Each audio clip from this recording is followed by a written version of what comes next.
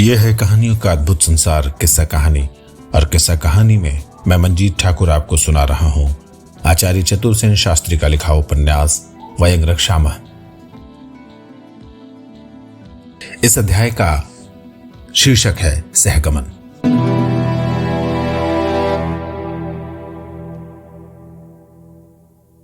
भूलुंठिता मायावती की उपेक्षा कर शंबर रणक्षेत्र की ओर चल दिया था। जाने से पूर्व उसने मायावती से भेंट भी नहीं की। ये पुंछ चली थी। मानवती और भावुक मायावती पति की इस अवज्ञा, अपने पाप और रावण के अपराध से अभिभूत हो चैतन्य आते ही मृत्यु की कामना करने लगी। शंबर को वो प्यार करती थी। शंबर ने भी माया को सदैव प्राणाधिक समझा था। उसके जीवन में यह प्रथम क्षण था जब उसकी अवज्ञा हुई, अप्रतिष्ठा हुई। परंतु वो जितना ही विचार करती, उसे अपना अपराध गुरुतर प्रतीत होता जाता था।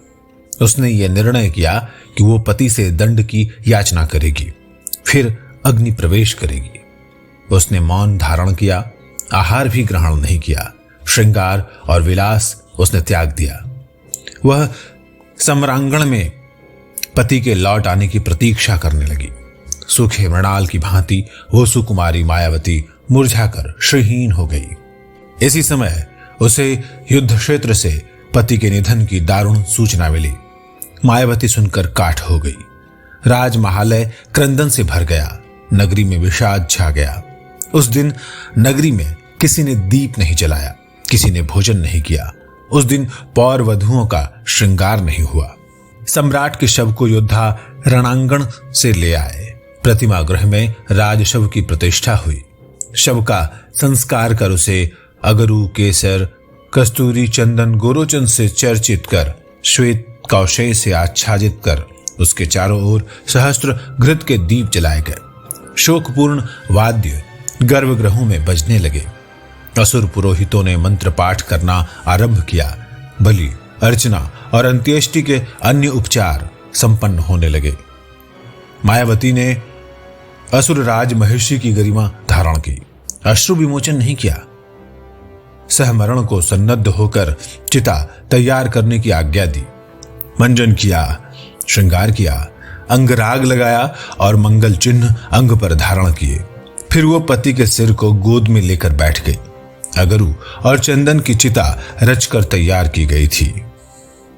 घृत और कपूर स्थान स्थान पर उसमें रख दिए गए थे। असुर पुरोहित मंत्र पाठ कर रहे थे और असुर प्रमुख बलि पशु लाला कर डाल रहे थे। अभी रावण अंधकूप में बंदी था। मायावती ने उसे बंधन मुक्त कर अपने सम्मुख लाने की आज्ञा दी। सम्मुख आने पर मायावती ने कहा, राक्षसेंद्र, अब तुम अपनी पुरी को लौट जाओ। मैं तुम्हें क्षमा करती हूं और तुमसे क्षमा याचना करती हूं। क्षमा करती हूं तुम्हारे अपराध, अविनय, अनीति आचरण के लिए, और क्षमा याचना करती हूं अतिथि और आत्मीय से मेरे पति ने विग्रह किया इसलिए। इस असुरपुरी में तथा असुर राजमहाले में तुम्हारे लिए कुछ भी अदेय नहीं है। रत्न, मणि, माणिक्य, दासी, दास, जो कुछ तुम्हें रुचे ले जाओ। तुम मेरी छोटी बहन के पति हो, मुझे उसी के समान प्रिय हो। जाओ, मेरा आशीर्वाद मंदोदरी से कहना और कहना उसकी बहन ने उसके लिए सतपथ प्रदर्शित किया है। इतना कहकर मायावती मौन हो गई। उसने नेत्र बंद कर लिए। रावण ने कहा, देवी, इस असुर निकेतन में यदि सत्य ही मेरे लिए कुछ भी अदेय नहीं है तो तुम अपने ही को मुझे दे दो, और इसके बदले में मेरा लंका का संपूर्ण साम्राज्य, मेरा ये अधम शरीर, मन, वचन, प्राण से तुम्हारा है।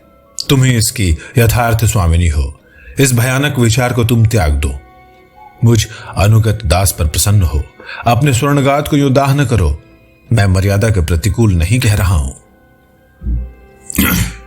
किंतु माया ने उत्तर नहीं दिया। रावण ने आर्त भाव से कहा, प्रसिद्ध तू, प्रसिद्ध तू। उसने कातर होकर दोनों हाथ पसार दिए। मायावती ने नेत्र खोले। उसने कहा, हे विश्रवा मुनि के पुत्र, ये काम विकार का काल नहीं है। मैं जिस पुरुष की पत्नी हूं उसी के साथ सहगमन करूंगी। जाओ तुम। आयुष्मान तुम्हारा कल्याण हो। शुभते पंतांश्य। माया ने दोनों हाथ आकाश में उठा दिए। रावण ने अश्रु विमोचन करते हुए कहा, प्रसीदतु प्रसीदतु। रावण श्रद्धा से झुक गया। उसने माया की 3 परिक्रमाएं की और फिर दीर्घ निश्वास लेकर बोला, तब जाता हूं देवी, देवों और मानवों के रक्त से बंधुवर शंबर का तर्पण करने। और वो चल दिया, आंखों में अंधकार और हृदय में तूफान भरे अज्ञात दिशा की ओर, अपना भीषण कुठार कंधे पर धरे हुए।